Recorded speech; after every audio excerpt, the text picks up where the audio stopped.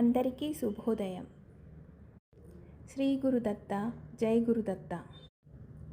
దత్త జయంతి సందర్భంగా అందరికీ శుభాకాంక్షలు. ప్రతి సంవత్సరం మార్గశిర శుద్ధ పౌర్ణమిని దత్తాత్రేయ జయంతిగా జరుపుకుంటాం. బ్రహ్మ విష్ణు మహేశ్వరుల అంశతో అవతరించిన దివ్యమూర్తి దత్తాత్రేయుడు. తపశ్శక్తికి ప్రతీక అయిన అత్రి మహర్షికి, అనసూయ దంపతులకు వరపుత్రులు ఈ దత్తాత్రేయుల వారు. దత్తాత్రేయ స్వరూపం అపురూపమైనది. 3 శిరస్సులు, 6 చేతులతో భిక్షుక రూపంలో దర్శనమిచ్చే దత్తాత్రేయుని స్వరూపాన్ని దర్శిస్తే చాలు అజ్ఞానం, అహంకారం పటాపంచలైపోతాయని విశ్వాసం. ఎప్పుడు ఔదుంబర అంటే మేడి చెట్టు నీడలో ఉండే దత్తాత్రేయుడు మానవులలో మేడిపండు తత్వాన్ని తెలియజేసే జ్ఞానమూర్తి. దత్తుడు బాల్యం నుండే అనేక లీలలు ప్రదర్శిస్తూ ఆధ్యాత్మిక జ్ఞానాన్ని ప్రసాదిస్తూ ఎందరో మహర్షులకు యోగ విద్యను నేర్పించే విశ్వగురువు అయినారు.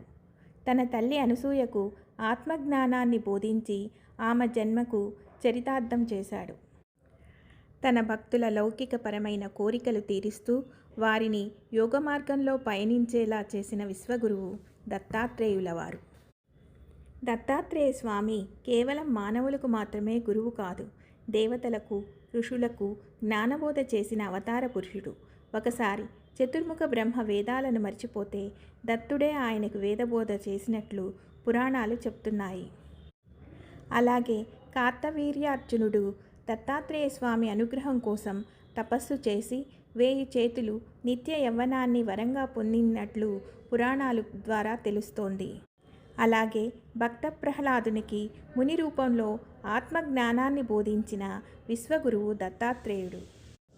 ప్రముఖ వాగ్గేయకారుడు అన్నమయ్య కూడా తిరుమల వెంకటేశ్వర స్వామిలో దత్తాత్రేయుని దర్శించి కీర్తించినట్లుగా మనకు తెలుస్తోంది.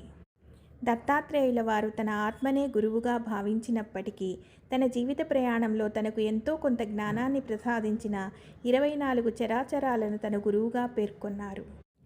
దత్తాత్రేయుని జీవిత చరిత్ర మొత్తం గురు చరిత్రలో నిక్షిప్తమై ఉన్నది.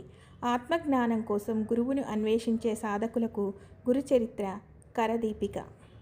దత్త జయంతి రోజు గురుచరిత్ర పారాయణం చేయడం మంచిది. శ్రీ దత్త దత్త దత్తేతి దత్తే దత్త మనోదత్తే సహస్రనామ తత్తుల్యం దత్తనామ వరాననే.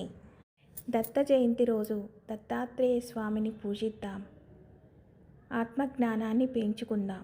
ఇట్లు మీ సౌమిక టాక్స్.